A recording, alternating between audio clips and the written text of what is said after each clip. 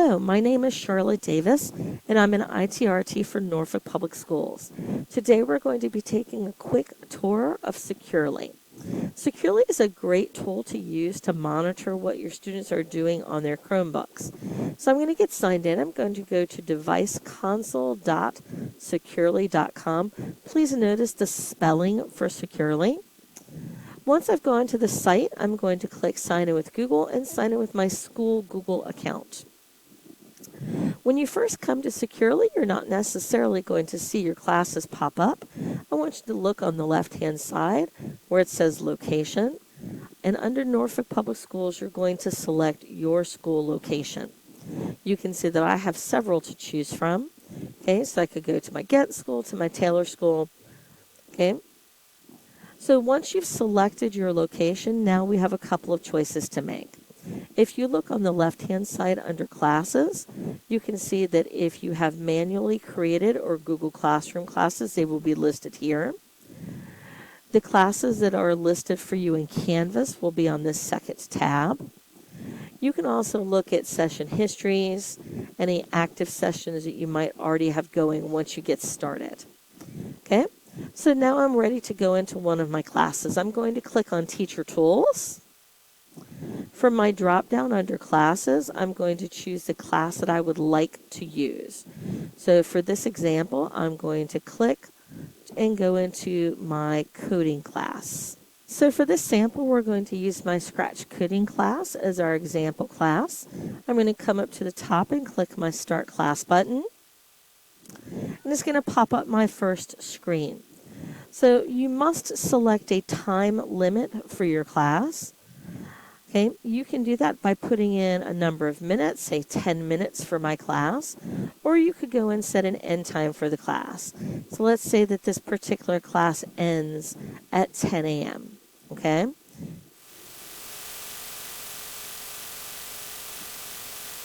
Once you've set either a time in minutes or an end time for your class, you do have a couple of other choices.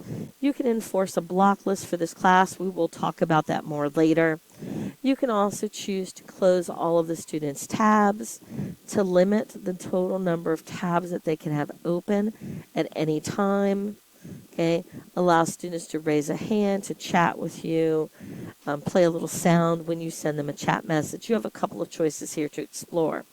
I'm going to go ahead and click Start.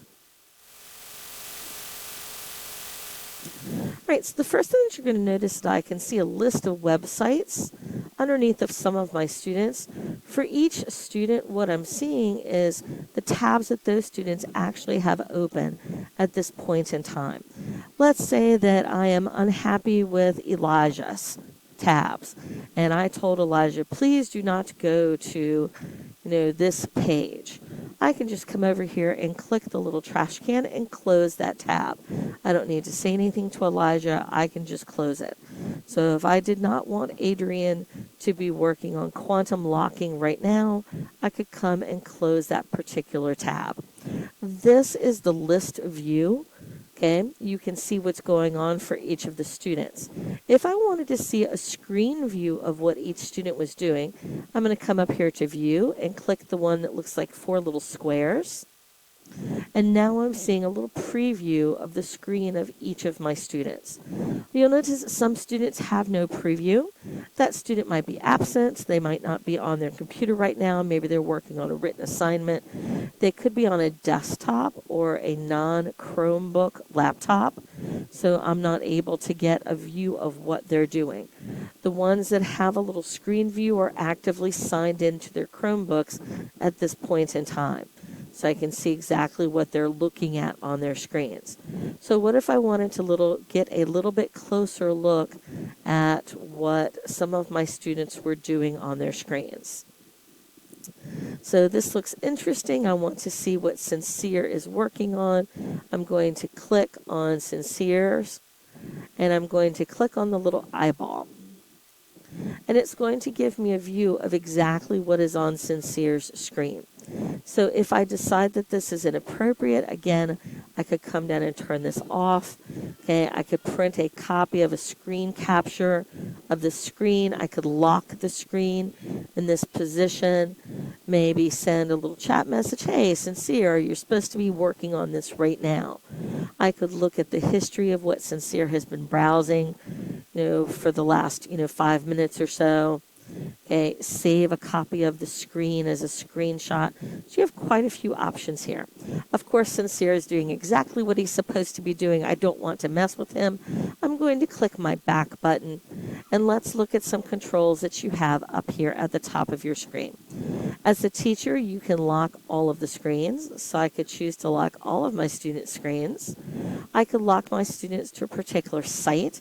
Let's say that I wanted all of my students to be looking at a presentation. I could site lock them to a particular site. I could release their screens if I'd had them locked. I could share a URL with them. Hey, there's this great resource that I want you to use. Okay, here's the website link. That's especially useful with younger students or with a particularly complex web link. Okay, I could send an announcement to the entire class. Guys, you have 5 minutes left in order to work. I could even share my screen. So what happens if your smartboard goes down? You could use Securely as a way to send your screen to every single one of your students at the same time as a demonstration. Maybe testing is going on and we have to keep it very quiet. Instead of standing up in front of the class and talking to the class, I could be quietly talking into my mic and push my screen out to every single student at the same time. So I hope that you've enjoyed this brief overview. In our next Securely session, I'm going to talk about setting up block lists that would let you block out specific sites from your students during a class.